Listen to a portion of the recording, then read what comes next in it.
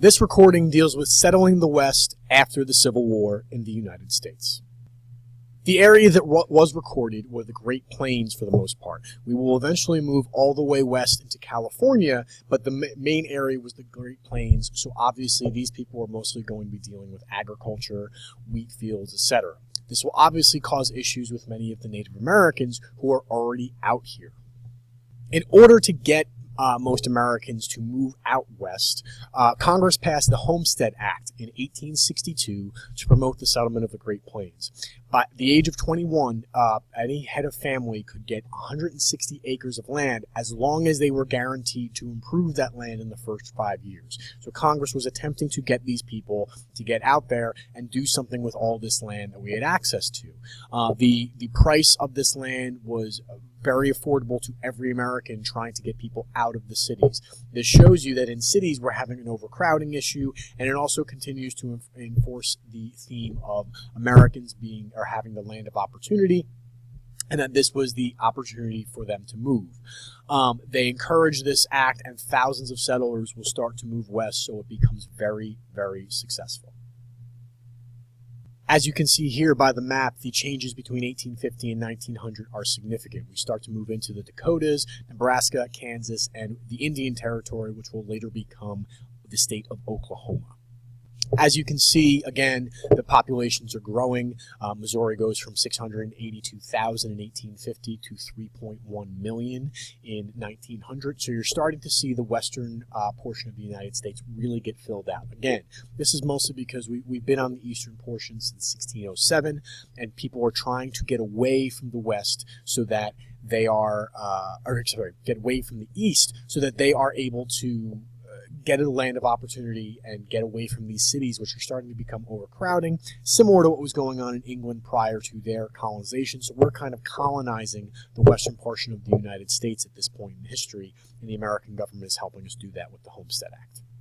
As you can see here, this is the classic image of the family moving west with all of their belongings. They had the Conestoga wagon, and they were moving west to try to find some opportunity. And when they got out west, you can see the Great Plains are quite flat, and you can see what they had access to. When they got this land, there was pretty much nothing out there. We will obviously start to see, after people start to move out there, we will see the railroad industry move out there, and we'll start to see a large agricultural part of society grow out here. This is kind of Thomas Jefferson's dream when he bought the Louisiana Purchase, to get people out here and have them become self-sufficient. Most of them will grow grain, and they will start to sell this back to the eastern portion of the United States, and they'll use railroads to get that there. But that will cause issues going forward between the farmers and the railroad industry.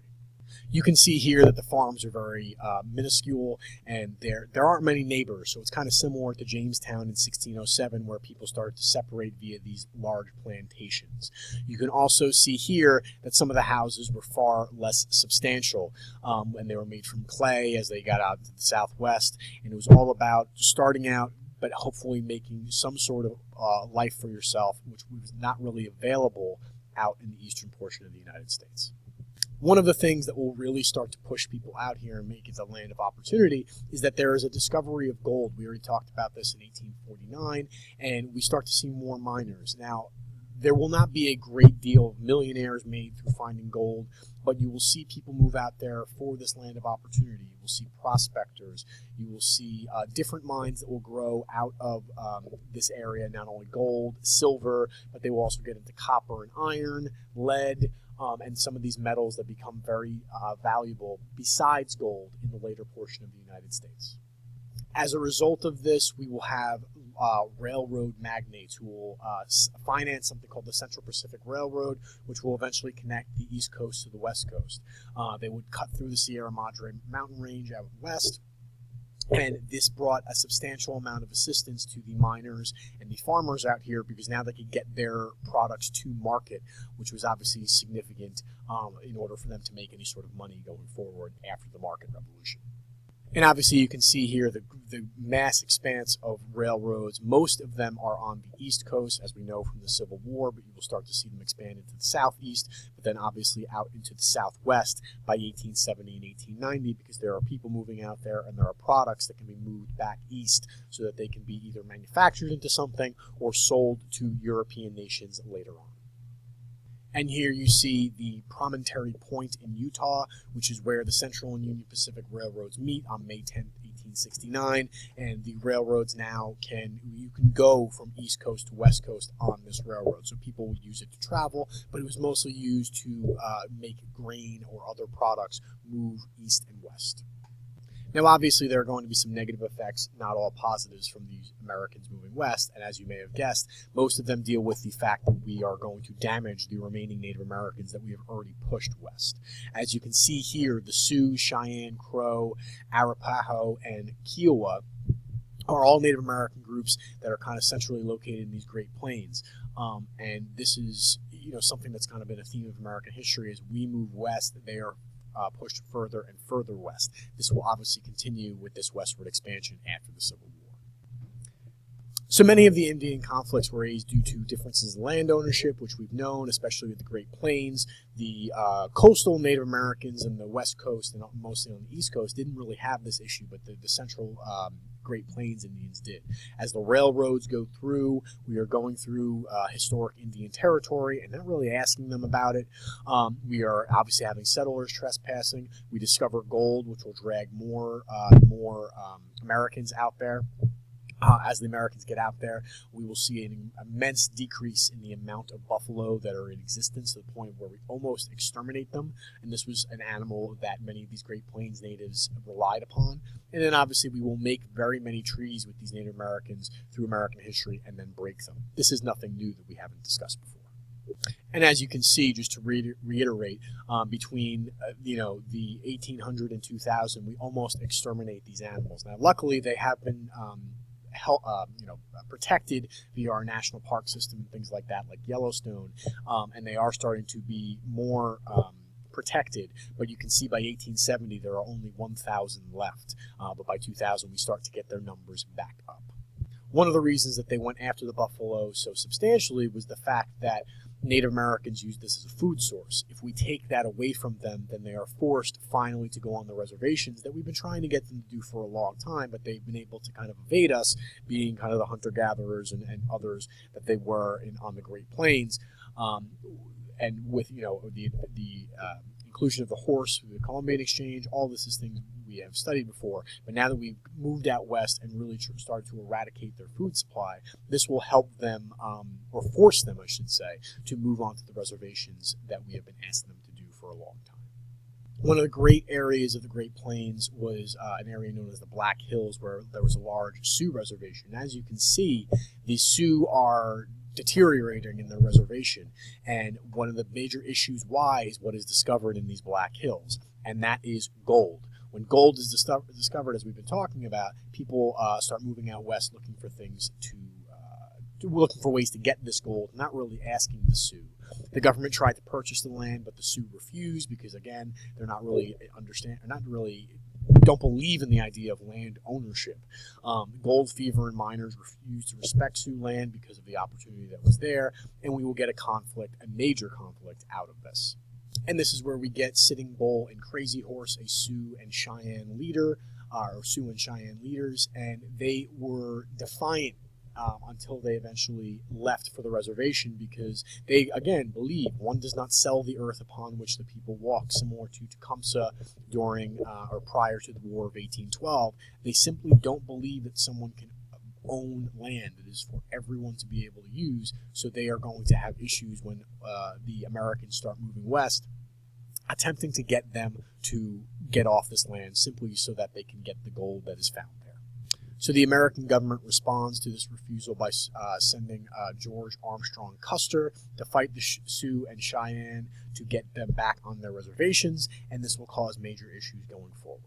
And you get the famous battle in 1876 of Little Bighorn, when Custer makes his last stand, and he will be basically taken out by the Sioux and Cheyenne, but then the Americans will send reinforcements and they will crush them within the year. So it's a small victory for the Native Americans, and this is something we've seen from King Philip's War in Massachusetts and other areas, that they will get small victories, but the Americans are just too powerful at this point for them to stop.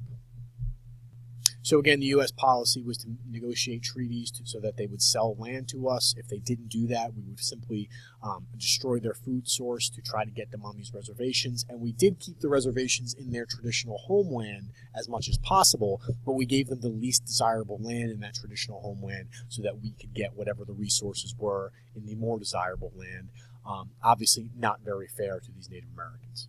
And you can see the land loss that we talk about from 1783 to 1890, and this is obviously right after the American Revolution. We will go and have issues here where we, from 1784 to 1850, after the Louisiana Purchase, we get this amount of land, and then from 1851 to 1890, you see in pink, and then with the Indian reservations, the land that they have access to from 1890 are those small green areas. For the natives that did join America, we wanted them to be Americanized. We wanted them to assimilate and become part of the United States. So get rid of their Native American names, adopt Christianity, adopt white education, adopt white language, etc. And we wanted them to believe in the idea of individual land ownership. We wanted them to completely abandon their tribe and culture and become farmers. And we gave them the same access that if they left the reservation and farmed, we would give them the 160 acres similar to the whites got in the Homestead Act. Their children would be sent to Indian schools, and eventually we kind of get mass poverty here, and they sell their lands to whites, which would basically leave them literally homeless. It is not until 1934 that this act is reversed by Franklin Roosevelt, and we start to give this land back to them during the Great Depression. So we get the Oklahoma Land Rush of 1889, where we open Indian Territory to settlers. And it basically opens Americans to kick these Native Americans out, and the state of Oklahoma would be formed from what Native Americans sell. It was originally so that they could live there, but now eventually we will have white Americans moving there as well. One of the social reactions of this becomes the ghost dance movement, where we have Native Americans believing that this is a rough time, but the buffalo will return and the way of life will return. And the religion prophesies the end of westward expansion for whites and the return of all this land that they had been losing. It lasts for about 5 successive days, and they danced each night, and on the last night it continued to morning. They would go into hypnotic trances, and shaking accompanied the ceremony similar to the Shakers, the offshoot of Christianity that's developed prior to the Civil War, and it was supposed to be repeated every 6 weeks to bring back the buffalo and bring back the way of life. As you can see here, the Americans surrounding these Indians were noticing this dancing and were scared. And this person is clearly asking for protection of 1,000 troops to stop this dancing. So we're asking for protection to stop the dancing. It clearly shows our lack of understanding of their culture and lack of understanding of what they're really doing. And this will cause major conflict. We will start to see Native Americans wearing ghost shirts, which they believed were to stop the penetration of American soldiers' bullets, and was supposed to give them supernatural power. So you can see that religion is influencing them, and you can see some of the desperation here that they are trying to stop this constant expansion by the Americans. So in reaction to this, the ghost dance movement goes into Sitting Bull and the Sioux, and he starts to perform this ghost dance, and the reservation authorities tell them to stop.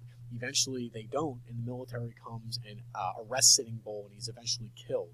In reaction to this, the Sioux kind of lose it and become incredibly hostile towards the American soldiers. So you can see things are going to go badly here. And one of the worst events in American-Indian relations was this Battle of Wounded Knee, where the 7th Cavalry is set out to round up the starving and freezing Sioux and take them here to this Wounded Knee camp. They will attempt to confiscate all weapons from the Native Americans, and you can see by the image here, it's not going to go well. So the Battle of Wounded Knee will see 300 Indians lose their lives and 25 whites lose their lives as well, and the image is kind of haunting of all these bodies laying in the snow. But this will kind of be the last of the Indian conflicts, because they don't get this return of the buffalo, they don't get this protection from white advancement, and therefore they don't really rise up again violently against the whites, and this is in 1890. And the reaction to this is they basically round up the Chief Bigfoot and his people, and they throw them in a mass grave. And the United States actually hands out Congressional Medals of Honor to the soldiers that participated in this, and it's a really kind of disgusting moment in American history, and the image almost reminds you of something like the Holocaust, which we will study later on in this course.